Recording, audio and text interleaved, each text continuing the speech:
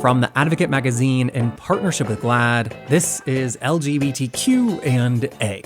I'm Jeffrey Masters, and today I'm talking to the actor Victor Garber, who has been in every movie that's ever been good, ever. That's Legally Blonde, Titanic, Milk, The First Wives Club. I think we can all agree at this point that The First Wives Club is just a perfect movie.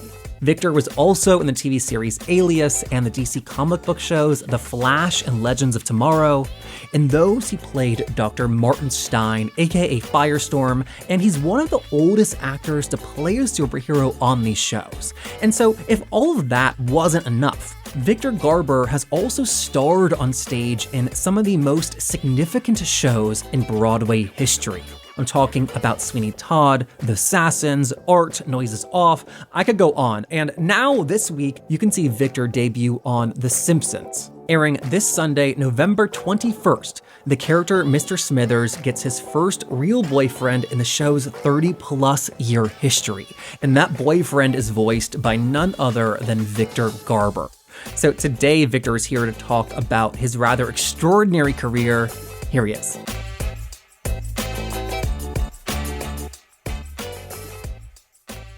To begin with, I want to go all the way back to the production of Godspell that you did in Toronto in 1972. It was a cast of all local actors, and those actors included Eugene Levy, Martin Short, Andrea Martin, and Gilda Radner. Those are some of the most celebrated comedic actors of all time. You know, starting out, did you also have those comedy ambitions? Not in the same way that that Marty did, for instance, or Gilda. I did have a comedic facility that I became aware of early. And I realized that making people laugh was something that I was just crazy about. By the time I got into Godspell, I think that I hadn't really I hadn't done much. I was mostly involved in music. But then I realized I was in the company of artists, and that just raised my game. And also, I've never laughed so hard in my life. I mean, using any of those people as an example, but like Gilda Radner, she then went on to SNL later. Did you have that in your sights as like maybe that would be your path also? No, never did. I always wanted to be a quote actor. I mean, I did a lot of comedies. You know, I was nominated for a couple of Tonys because of those comedies, but that was part of, that was being in a play. And then so you went on to do the Godspell movie. Did they find you because of the Toronto production? Yes. So you were like 22 or 23 at the time? Yeah. Did you feel like you had like quote unquote made it? I'm still not sure I've made it. No, I don't feel, no, I knew it was a big deal. And I was kind of in awe of the fact that I was suddenly in New York filming on location. And it was very difficult. And I had to really prove to the people I was working with, because a lot of them had been in the original company or knew the show. And I was sort of an outsider, but I felt like I should have been there. I never felt like I shouldn't be in this. I just thought I feel very comfortable playing this role, and I feel comfortable in this production. When you said that you still are not sure that you have made it, were you joking, or do you actually feel like that? Well, here's the thing. I think, I'm in my 70s now, and there are so many things that I feel that I haven't had the opportunity to do that I want to do. So in that regard, you're always on a list, and and there's always someone ahead of you and beneath you. It's not a big deal. It's just something that crosses my mind. I feel like I'm one of the most fortunate people I know. I do. And that's how I live my life, with a lot of gratitude.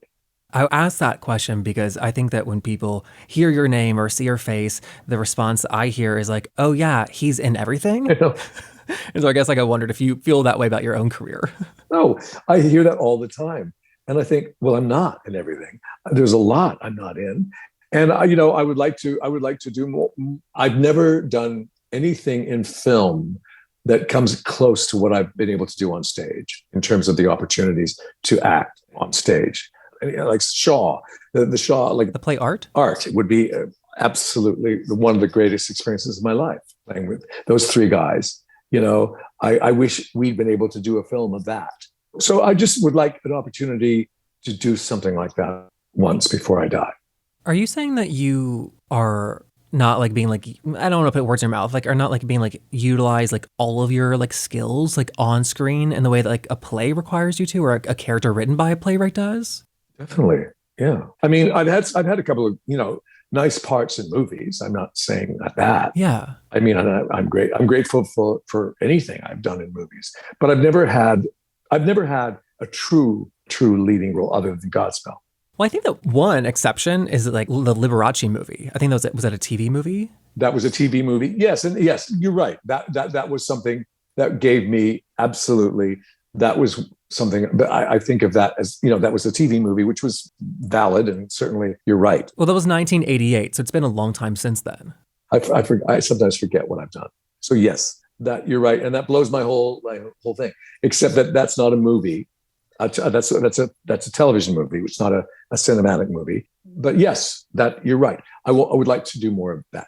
I only brought Liberace up because I think it's one of like the times that you've like been able to play gay. Yeah. And I say that because I think that you've said that like negatively impacted your career playing gay at that time. Is that correct? Well, it's more of a supposition than a fact. I think one of a very top agent in New York who I had lunch with in those early years said, you really can't be a successful leading man if you're gay. And I thought, oh, and I thought about that, and I thought, I'm not going to pretend that I'm not gay. I never really talked about it anyway. I was never one of those people. I didn't think it mattered, and I didn't think it was important. Well, I think that at the time when that man said to you, you cannot be a leading actor and be gay, like for the late 80s, like that was fact, right? I think that's true. But from my perspective, I thought, well, then I guess I won't be that. And I can't say this for certain, but I think I was not on certain lists for that reason. Oh, because while you didn't like officially talk about it publicly till 2013, correct me if I'm wrong, your sexuality was not a secret to anyone who Nobody. knew. I never really officially came out. It was just I had an interview and I talked about Reiner, and we had just I think we had just gotten together, or we were. I don't think we had married yet. And anyway, the point is that was the first time in my life I actually had something to talk about. So I'm. It's not that I'm not being coy, but I was aware of it, conscious of it, but never tried. I never denied it, except in my early years, I was very circumspect and careful, and then I didn't care. Going back to the Liberace movie, after you did play this big gay role, did you have fewer opportunities that you saw after that? Yeah, I didn't work. I didn't make anything in television for a number of years. I can't say why, but I suspect that had something to do with it. Because, the movie was successful and I was successful in playing that role. And I was happy to play that role. And I did it with every fiber of my being and loved doing it. Going off how much like things have changed in the industry, and yet, of course, it is not like perfect. Discrimination still exists. Would you advise a gay actor who's starting out and trying to break in to not talk about their sexuality? No, I would advise a gay actor starting out to be true to himself or herself and move forward and deal with it in the moment that you're in. Don't try to create. You try to create some personality or some image of yourself. I think you're fucked, really. I think that's the antithesis of what acting is all about anyway. So no, I would say be true to yourself. Would you always have given that answer? Well, that's how I lived my life. So yes, I watched somebody I knew very well who was gay, kind of not be gay, very, and watched his life kind of just because, all of that comes through in a way when you're hiding and when you're not being truthful. You can't really be a good actor in my experience. After Godspell, you were working pretty consistently on Broadway and New York City. And that early professional success aligned with the early years of the AIDS crisis. I assume that was unavoidable, that touched your life. Touched my life. Yeah, I never thought I would be able to get through it. It was the worst experience. I mean, the pandemic now is a close second, but different in a way, in a big way. But I remember thinking life will never be the same. And it never was. It was, but it took years to kind of come out from the cloud and the horror of that time. You were in a like different position that like you were not at an office like typing where you could, experience your grief at the office. Like you're on stage, on a Broadway stage. Like, did it feel like those parts of your life were completely separate, or like did they creep into each other? The first person I knew really well who got AIDS was my best friend, who was my understudy on the road of they're playing our song, and we ended up moving in together in New York. He had been married and divorced for a number of years and was gay, and he contracted AIDS, and he lived in my apartment and died in my apartment, and I was doing Noises Off, I think, at the time, which was the most uproarious comedy I've ever been in. So I was, on the stage doing that and hearing these gales of laughter, and then coming home at night and then, doing sign-up sheets for people to come and look after him when I wasn't there to help. So it was all of a piece. And I'm very bad at time. I mean, I don't remember dates or years but I do remember the feelings I had. And I do remember that everybody in my world was a part of this crisis, and everybody was doing the best they could to fight it and to find out how to cure it and to, benefits. And we were all very involved, some more than others, but I was acting through that. Yes. Well, we've talked to a lot of alumni of ACT UP on the podcast and like heard that perspective. But like, how aware were you as like a non-ACT UP member of like the activism that was like occurring? I got more aware of it. I'm talking about in the early years before ACT UP. That was Larry Kramer's group, right? He gave the big speech that inspired it. Yeah. Yes, I felt unequal to the task. I didn't know how to be a part of that. Whether I was just too frightened of it. I've never been, I guess, a radical. I'm not a person who I have strong beliefs and I do what I can, but I'm not proud of this. This is just my nature and who I am. And I tend to be, I'm not an activist in that way. I was just doing my life and looking after people who were dying. There are many times I wished I could have done more than I was doing, and I do today, even with climate crisis and with poverty and with I wish I could organize my life so that I could go somewhere. I do a lot of PSAs, and I do donate money to causes, and I do what I can do, but then I have to balance that with my life, or I get overwhelmed. With being Noises Off during this, the entire cast knew what was going on with like HIV/AIDS, but also with you and your friend dying at your apartment, right? Yeah. Yeah. That is kind of like mind-blowing to me, because that is, as you said, a uproarious comedy, just like slamming doors. One of the funniest shows I've ever seen. And yet like behind the scenes, the entire cast is like experiencing like unprocessable grief. Yes. Well, I mean, in that case, I think I was the only gay person in that cast. No, it was one other.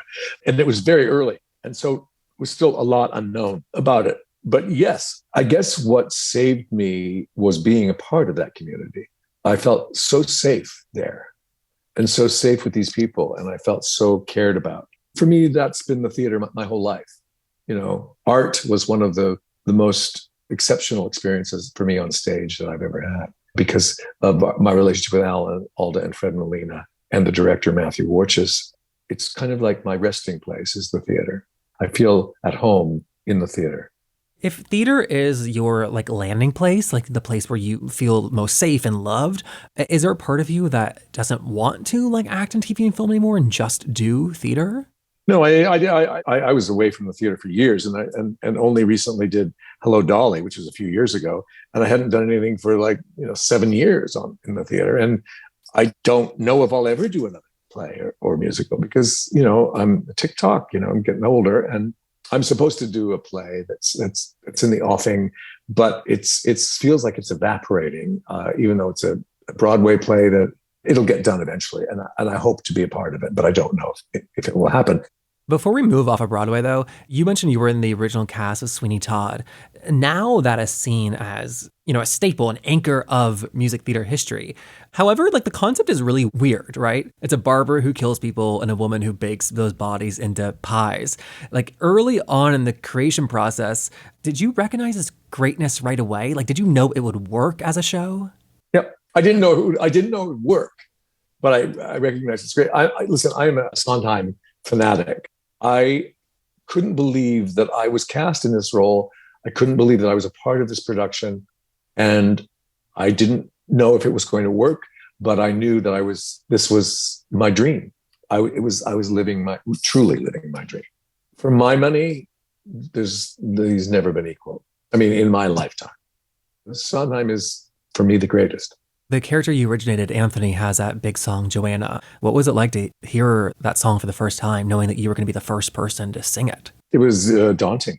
I was terrified. I had to go to Steve Sondheim's house. I got a call back, which means I auditioned once. I sang some sort of art song, some Italian art song badly, but they heard that I could sing. For my callback and my final audition, I had to learn this song from the show, which I didn't know, I'd never heard it. So I took my little tape recorder, my little, cassette tape recorder to Stephen Sondheim's house and climbed the stairs to his, was let in and went upstairs to his office and his piano and put my piano down. And we chatted a little, very, very short chat. And he recorded and sang Joanna. And I remember hearing those first chords. Bum, bum, bum, bum. I feel you, Joanna.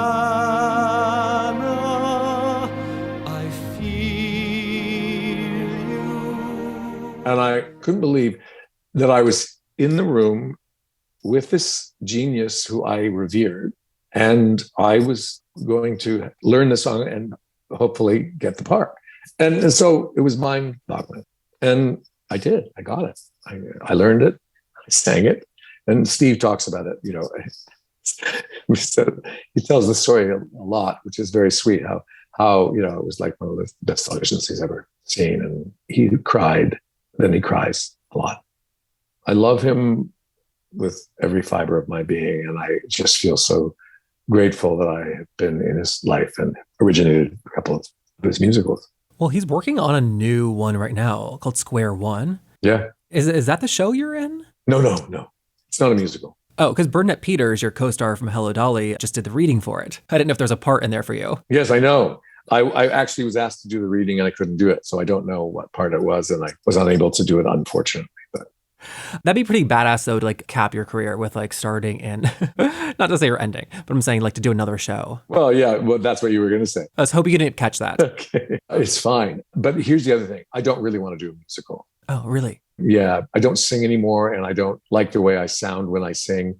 And I don't have the muscle is very atrophied. And I mean, if I had to, do something, I would do my best to approximate something, but I'm not looking to sing again. Oh, is that sad to be able to say that you don't like the sound of your voice anymore? Yeah, it is a bit. Yeah, but it's okay. I mean, I don't like a lot of what's happening to as I get older, but you live with it. I mean, Hello, Dolly was a struggle, but I pulled it off. I think people were happy with what I did. But for me, it was torture to sing every night. I would have to really work hard now to approximate anything. Well, I think that your career is so interesting for many reasons, but one is that you seem to always be entering different fandoms and fan bases. I think Broadway's one, the A-list TV show has a strong following. You did the superhero DC shows, you went to Comic-Con, and now you are on The Simpsons. You're going to debut as the very first real boyfriend of the character Mr. Smithers. Yeah. I think that's gay history, Victor. Proud to be there. What was it like to join such a storied show like that? I was stunned that I was called to be on The Simpsons because I don't know anybody really involved or didn't know them anybody well. I was so happy to do it, but I didn't really know what it was going to be like. And it turned out to be a great experience, I'm happy to say. it's kind of like an institution. It's a iconic show. It's like an iconic show. I actually did some ADR, which voice, where I had to go into the studio and re-voice a couple of lines that were changed and redo them. And I saw for the first time the animation, and I couldn't believe how thrilling that was. Does it look like you? No. But it is the character, and I'm voicing the character, and it felt like it was right. Listen, they know what they're doing. Yeah, after 30 years, I hope so. It's the 33rd season, I think. So this is voice acting. You said you don't love the sound of your singing voice anymore. Do you have that same experience with your speaking voice? No. I mean, I don't think about my speaking voice except when I'm not able to control what I feel I need to control. But that's because I don't exercise enough with it. So you need to keep your voice in shape. But no, I don't listen to things I do. I don't really often watch the things I do because I'm tough on myself. Even your older work as well? Yeah, I never watch things. I did what Marty Short sent me a TV special that was done in Canada. It was to honor Gilda Radner. She had died several years before, but they wanted to do from her roots in Toronto. And there were many clips of Gilda from Saturday Night Live, and also her first TV show. Gilda and I played the Jack and Jill of Hearts, and it was an original musical for television. It was just heartbreakingly sweet to watch that. And I really could sing then. My voice was kind of effortless, and I kept saying to Reiner, "Who is that? I don't even know who that is singing." And that doesn't happen very often. I'm so glad that Marty sent that to me. I think that's a really nice place to stop too. So thank you for spending so much time with us. Oh, it was a pleasure. I appreciate your questions and your knowledge of what I've done. It was a pleasure. And that was Victor Garber. You can see him on The Simpsons this coming Sunday, November 21st. And then, as always, we have to ask, it's important, as always, we humbly request that you please leave a comment on our page on Apple Podcasts. Seeing all the nice things you write on there warms my dead heart, yes, but more importantly, it is also one of the biggest ways you can help our show continue to grow. It is greatly appreciated. We're brought to you by The Advocate Magazine in partnership with GLAAD. I'm Jeffrey Masters. I will see you next week. Bye, babe.